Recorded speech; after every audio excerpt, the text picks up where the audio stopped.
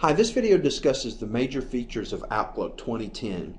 When you first open up the program, you'll see a configuration that looks a lot like this. And I just want to point out a few things before I delve into the specific major features. Of course, Outlook primarily deals with email, and that's the first thing that you'll see. On the right side of the screen, the largest window is what Outlook calls the reading pane, and it's the actual message that we're talking about. To the left of that reading pane is a window that shows you the subject line as well as the sender of whatever message that you happen to be looking at. Notice over to the left of that, it shows me that I'm currently in my folder called Inbox.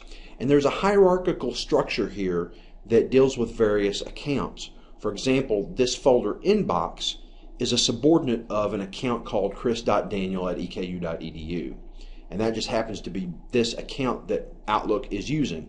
You could have 3, 4, 5 different accounts all within the same Outlook application and deal with them by clicking on various subfolders of those accounts. But that's a little bit more complicated than what we're going to really delve into in this video. I just wanted to point that out. I'm going to go to the View tab on the ribbon. And if you know anything about newer versions of Microsoft Office, you'll know that they've changed the way you get to things in the various menus. We've done away with the File, Edit, View style menu and gone to something that Microsoft calls the ribbon.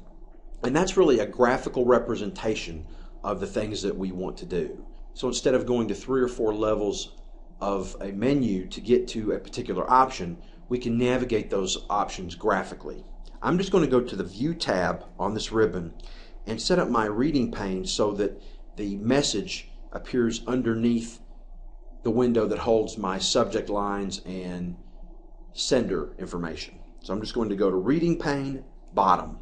And now the information that talks about who it's from, the subject, and the day it was received appears on top of the actual message that I want to read. So for example, if I want to read this particular person's message, I just click on that message and it appears in this reading pane. I can also double click the message and have it pull up in its own window.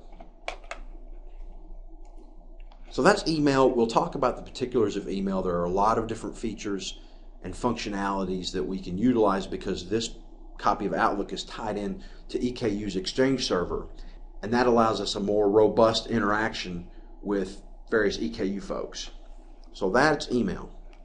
Second of all, we have a calendar feature. And what I'm going to do is in the lower left corner of the screen here, I see Mail and Calendar. I'm going to put my mouse pointer just above the Mail tab there and drag it up a couple notches. And now you're going to see all of the different features that we can utilize. So it's more than just email and calendaring. But I'm going to click Calendar right now and just show you that there is a calendar here. You can set up multiple calendars. You can set up multiple calendars from different accounts depending on what you want to do. Again, that's a little bit advanced a topic for this particular video, but we'll discuss that in videos to come. I just want to show you quickly that I can have lots of different calendar items. I'm set up on a monthly view, so I'm seeing my calendar in terms of what's going on for the whole month of July. If I don't want to do that, I can come up here to Arrange and select a different option. Maybe I just want to see what's going on today. Or maybe I want to see what's going on for my work week. Or just the 7-day week. And so on. And there are even more views than that if you want to really get into it. So you have a lot of options at your disposal. So that's calendaring. I want to talk now about contacts. Contacts are personal information. Think of it as your digital Rolodex, to use a very old term. It's very easy to add new contacts into Microsoft Outlook. All I have to do is either click here to add a new contact and then begin filling this out as if it were an Excel spreadsheet. If I want a more graphically oriented view, I can come up here in the upper left corner of the screen and do New Contact. Fill out all the information, hit Save and Close, and there it is. Tons of options here, much more than we can get into in just a few videos even. But I'm going to close this out. We can also create groups of contacts. This used to be called a distribution list, but a group of people that you'd like to email or otherwise contact, you can create a grouping. So that's contacts in a nutshell. I want to talk briefly about tasks. Tasks are things that you can set up for yourself or others. It's very easy to set up a new task. All we have to do is either click Type New Task here,